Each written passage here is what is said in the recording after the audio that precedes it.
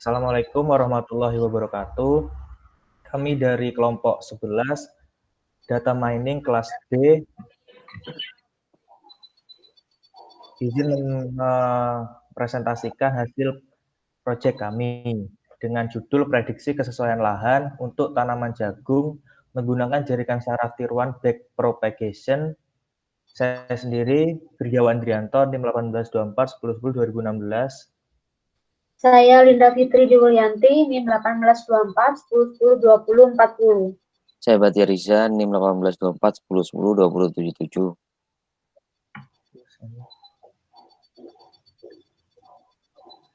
Latar belakang, kenapa kami mengambil kesesuaian lahan jagung dengan menggunakan jaringan saraf tiruan back propagation, yaitu untuk mengantisipasi ketidaksesuaian lahan yang dapat mempengaruhi kualitas hasil jagung. Maka diperlukan rencana yang baik.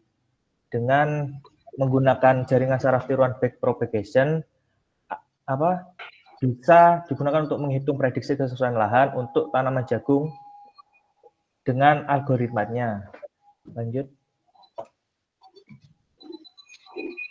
Rumusan masalah. Bagaimana prediksi terhadap kesesuaian lahan untuk tanaman jagung? Yang kedua, bagaimana proses untuk memperoleh hasil prediksi terhadap kesesuaian lahan tanaman jagung?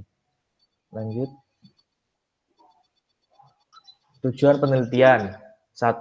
Mengetahui hasil prediksi terhadap kesesuaian lahan untuk tanaman jagung di Kabupaten Rokode Jember menggunakan algoritma back propagation. Yang kedua, mengetahui proses untuk memperoleh hasil prediksi kesesuaian lahan tanaman jagung di Kabupaten Jember. Selanjutnya akan dijelaskan oleh Linda. Lalu batasan masalah kami adalah yang pertama menggunakan algoritma back propagation dalam melakukan penelitian. Yang kedua, indikator yang digunakan untuk bobot sebanyak 5 indikator, lalu maksimum effortnya adalah 30. Lalu algoritma jaringan saraf tiruan back propagation. Di dalam jaringan back propagation, setiap unit yang berada di input layer berhubungan dengan setiap unit yang ada di hidden layer. Setiap unit yang ada di hidden layer terhubung dengan setiap unit yang ada di output layer. Jaringan ini terdiri dari banyak lapisan atau multi-layer. Lalu jenis penelitian kami adalah penelitian kuantitatif, yaitu merupakan suatu cara yang digunakan untuk menjawab masalah penelitian yang berkaitan dengan data berupa angka dan program statistik. Lalu selanjutnya dijelaskan oleh Bahtiar. Yang selanjutnya objek penelitian. Objek penelitian ini adalah sawah yang ditanam tanaman jagung dengan indikator. Yang pertama pH H20 dan yang kedua temperatur retara, yang ketiga kedalaman tanah, yang keempat ketebalan, lalu yang kelima curah hujan. Yang selanjutnya tempat dan waktu penelitian. Tempat kita ini tempatnya ada di Dusun Kelompangan, Kecamatan Anjung, Kabupaten Jember, Jawa Timur. Lalu harinya ada hari Sabtu 5 Desember 2020.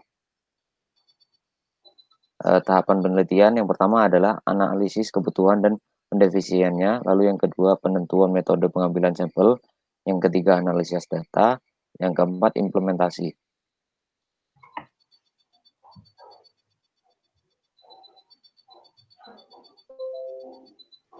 Ini adalah hasil perhitungan yang kami dapat. Yang pertama adalah bobot dan data asli akan dijelaskan oleh Bahtiar Iza. Yang pertama ada pH H2O 6,1 sampai 7,8 dengan bobot 3, inisiasi A1 5,5 sampai 6 dengan bobot 2, inisialisasi A1 kurang dari 5 sampai 5 5,5 bobot 1, inisiasi A1. Yang kedua ada temperatur retara 20 sampai 25 dengan bobot 3, inisiasi A2. Yang kedua 26 sampai 30 dengan bobot 2, inisiasi A2. 31 sampai 35 dengan bobot 1, inisialisasi dengan A2. Yang ketiga kedalaman tanah kurang dari 60, lebih dari 60 maksud saya, bobotnya 4. Yang kedua 41 sampai 60 dengan bobot 3. Yang selanjutnya 25 sampai 40 dengan bobot 2. Yang terakhir kurang dari 25 dengan bobot 1. Dan keempatnya inisiasi A3. Yang keempat ada ketebalan kurang dari 140 sampai nomor 4 ketebalan kurang dari 140 dengan bobot 3 dengan inisialisasi A4. Yang kedua 140 sampai 200 dengan bobot 2 dengan inisiasi A4. 201 sampai 400 dengan bobot 1 dengan inisialisasi A4. Curah hujan 501 sampai 1200 dengan bobot 3 dengan inisiasi A5. 300 sampai 500 dengan bobot 2 dengan inisiasi A5. Yang terakhir kurang dari 300 dengan bobot 1 inisiasi A5. Output yang pertama adalah tinggi kesesuaian tanah sangat sesuai dengan bobot 4 dengan inisiasi Y. Yang kedua cukup sesuai dengan bobot 3 dengan inisiasi Y. Yang ketiga sesuai marginal dengan bobot 2 inisiasi Y. Dan yang terakhir tidak sesuai dengan bobot 1 inisiasi Y. Dan learning rate-nya 0,5 dengan keterangan sangat sesuai lebih dari 1500, cukup sesuai 1100 sampai 1500 dan sesuai marginal 500 sampai 1000, tidak sesuai kurang dari 500. Berikut adalah data asli dengan hasil wawancara di Desa Ajung, Desa Sumuran, dan Desa Curabuntu, dan Desa Pondok Labu dengan data output sesuai berikut. Ini selanjutnya akan dijelaskan oleh Virgiawan. Baik. Setelah didapat data asli yang sudah dijelaskan oleh Batiar, maka akan dimasukkan ke perhitungan dengan rincian sebagai berikut. Data input dan data output tadi lalu dinormalisasi dengan rumus yang data input 0,8 dalam kurung input A terus dikurangi batas bawah dibagi batas atas dikurangi batas bawah lalu di plus 0,1 dengan hasil sebagai berikut. Lalu dengan output ternormalisasi rumusnya juga sama 0,8 terus output dikurangi batas bawah dibagi batas atas kurangi batas bawah ditambah 0,1. Selanjutnya adalah input layer ke hidden layer. Dengan rumus yang pertama data yang ke-1 V11 dan seterusnya itu akan dimasukkan secara acak dengan batasan min 1 sampai 1. Lalu di data yang di bawahnya akan dikali dengan perubahan bobot. Lalu selanjutnya ke kanan. Selanjutnya adalah output hidden layer dengan rumus input normalisasi dikali input layer ke hidden layer. Itu dari input normalisasi A1 sama input layer ke hidden layer V11 itu dikali lalu dijumlah sampai 5 data tadi. Selanjutnya adalah aktivasi sigmoid Z. Dengan rumus 1 dibagi 1 plus eksponensial dalam kurung min output hidden layer. Lalu selanjutnya adalah hidden layer ke output layer secara acak dengan batas 0 sampai 1. Hidden layer. Yang pertama adalah dengan data pertama akan diinputkan secara acak, lalu data yang di bawahnya, data kedua adalah data yang pertama dikali dengan perubahan bobot dengan alfa 0,4. Selanjutnya adalah output yin. Output yin dengan rumus aktivasi sigmoid dikali hidden layer. Ini dari aktivasi sigmoid Z1 dengan hidden layer W11 dikali lalu dijumlah dengan aktivasi sigmoid selanjutnya dan hidden layer selanjutnya. Lalu rumus aktivasi sigmoid Y. 1 dibagi 1 plus eksponensial dalam kurung dikurangi output yin. Min output yin. Selanjutnya adalah delta pada neuron.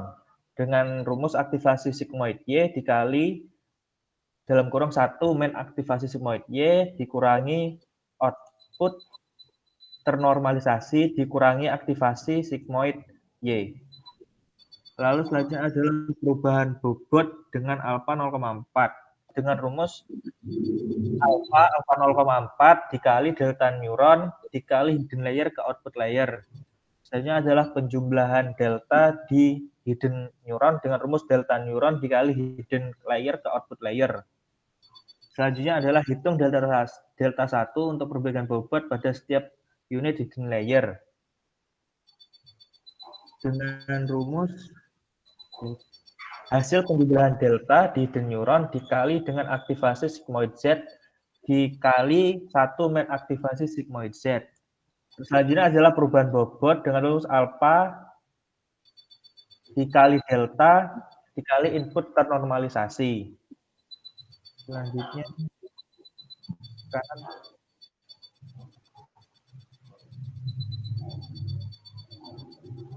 adalah perhitungan error dengan rumus output ternormalisasi dikali aktivasi sigmoid Z lalu dipangkatkan.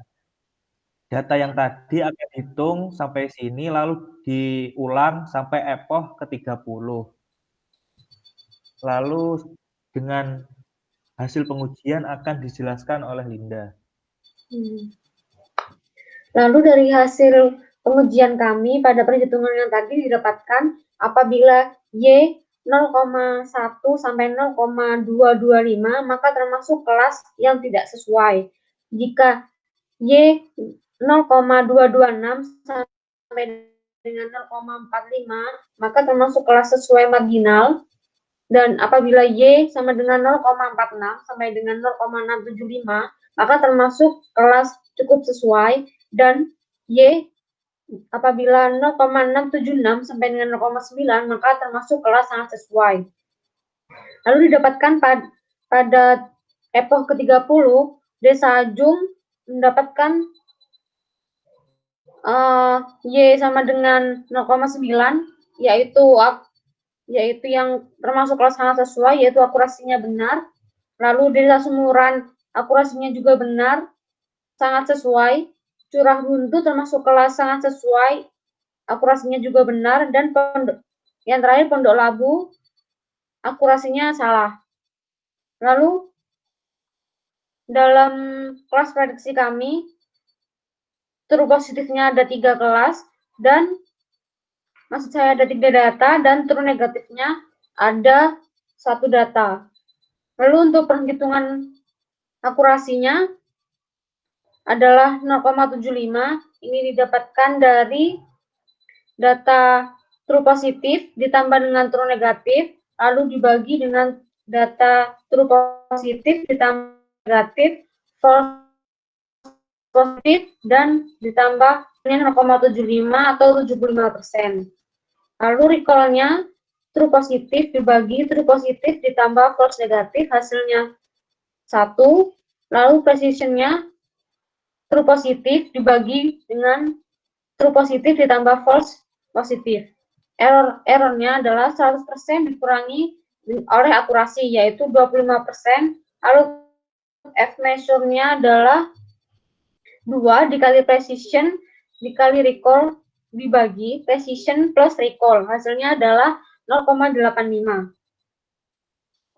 Jadi dapat disimpulkan bahwa ada satu kelas yang sangat sesuai, lalu ada satu kelas yang cukup sesuai, dan 2 kelas yang sangat sesuai.